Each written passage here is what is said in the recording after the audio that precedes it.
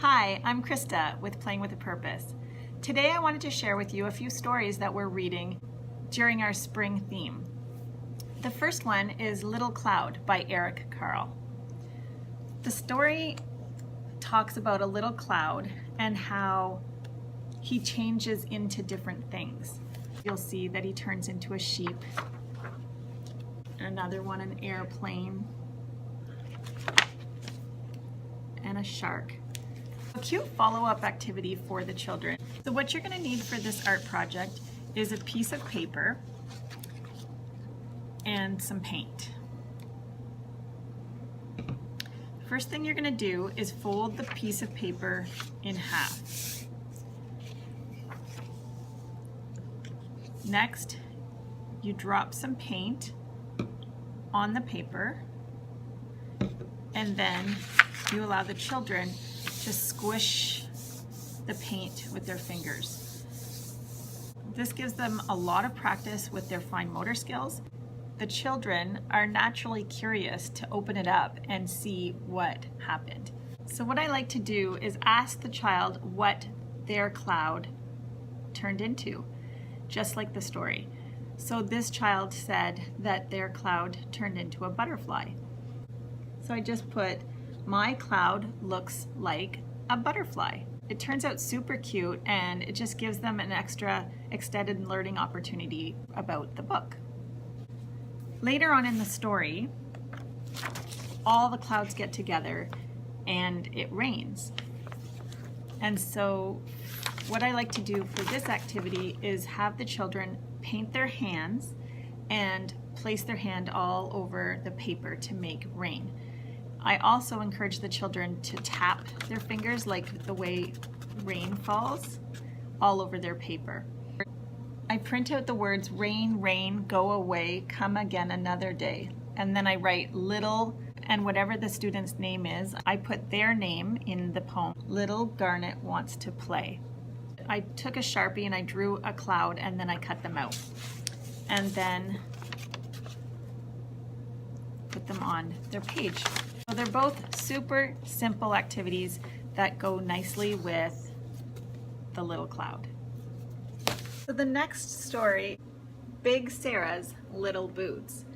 This is a super cute story about a little girl who outgrows her rubber boots. So the first thing I do is I bring a tiny little raincoat and an itty bitty pair of rubber boots. And then I try to put it on. The children absolutely love this part, and they just think it's the funniest thing. You could go on and on and on, and they still think it's funny. So at this point, you have their attention. So then I go ahead and I read the story, Big Sarah's Little Boots. The story starts out by Sarah just having the time of her life jumping in puddles. How when Sarah jumped into the puddles, her boots went squish and the water went kersplat. And then the story goes on, and one day she tries them on and she can't fit them anymore. Tie a rope and pull on them to see if they'll stretch. She tries getting her dog to help her pull and stretch it apart. She tries blowing them up. She tries planting them in the garden. Her mom measures her and realizes that she grew all over. And so her mom takes her to the shoe store to buy some new boots. And there's all different kinds of boots to choose from. There's some with rainbow stripes. There's some that are green, some that are purple. It's a super, super cute story. For a follow-up activity, what I like to do is have the children design a pair of their own rubber boots. I begin with giving them a pair of plain rubber boots. In our dramatic play area, we have a whole bunch of boots to try on and play with. I point out to the children how these red boots have boats all over them, and these blue boots have whales all over them. Then I give them a choice of stickers and a choice of do-a-dot color. So they turned out really cute. The stickers provide lots of fine motor practice. So here's another classic story for spring called Jump Frog, Jump. This is the fly that climbed out of the water. This is the frog that was under the fly that climbed out of the water. How did the frog catch the fly?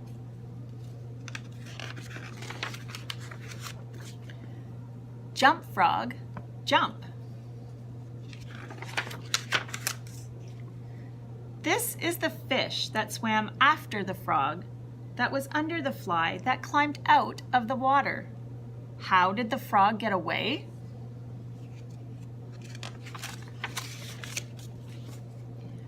Jump, frog, jump. This is the snake that dropped from a branch that swallowed the fish that swam after the frog that was under the fly that climbed out of the water. How did the frog get away?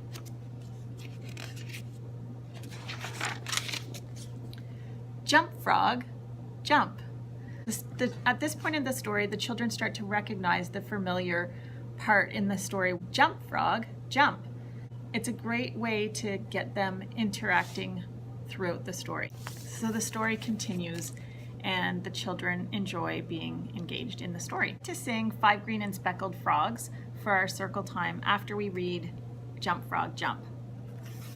5 green and speckled frogs sitting on a speckled log, eating the most delicious lunch. Yum, yum. One jumped into the pool where it was nice and cool. Now there are 4 speckled frogs. Glub, glub. So I just picked up a simple canvas from the Dollar Tree. These chip clips were also from the Dollar Tree.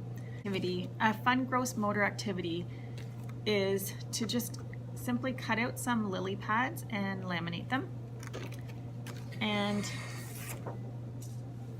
have a start where the children can stand on the lily pad and then have the children jump as far as they can go and then measure how far they can jump.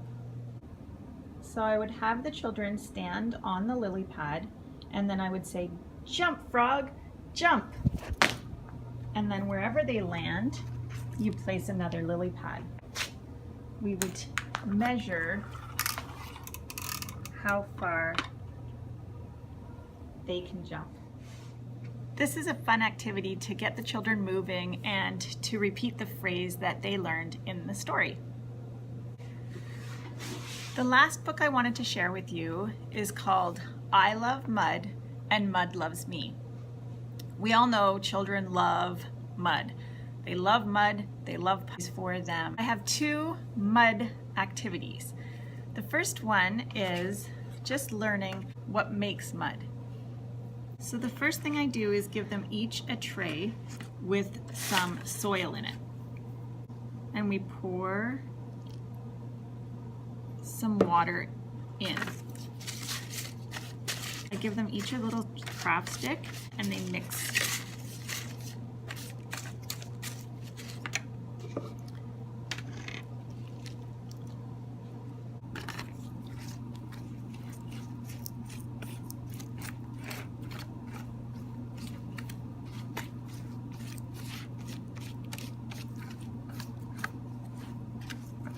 So we have a discussion about how when the rain falls on dirt, it makes mud.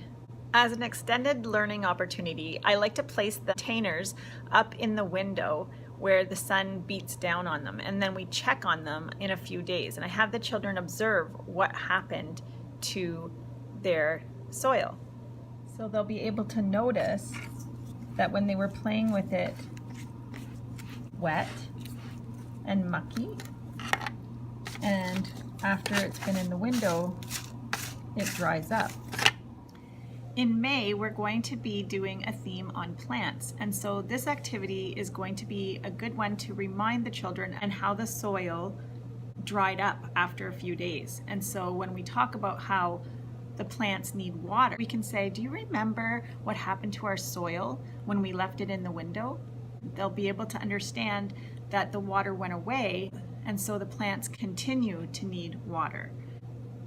The second mud activity I have is called magic mud. What you need for this activity is cornstarch, water. To make a mud color, you use the 3 primary colors.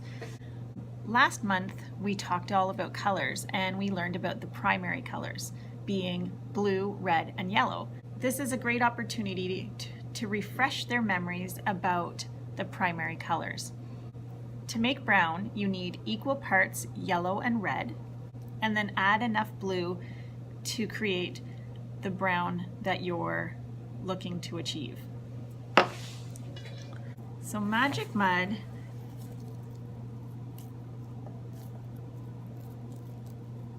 can feel like a solid or a liquid.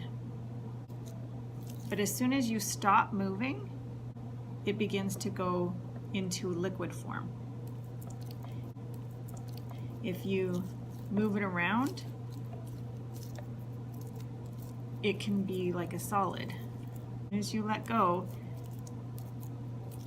so you can have it like a ball, but as soon as you let go, it melts. The children love playing with this. The great thing about magic mud is you can let it dry up completely. It can be completely like cracked clay, all dried up, and you can simply add some more water and it'll work all over again. It's a really interesting texture for the children to experiment with because it can be a solid and a liquid. So magic mud is a fun activity to play with your little ones. I'm Krista with Playing with a Purpose. I'll see you next time.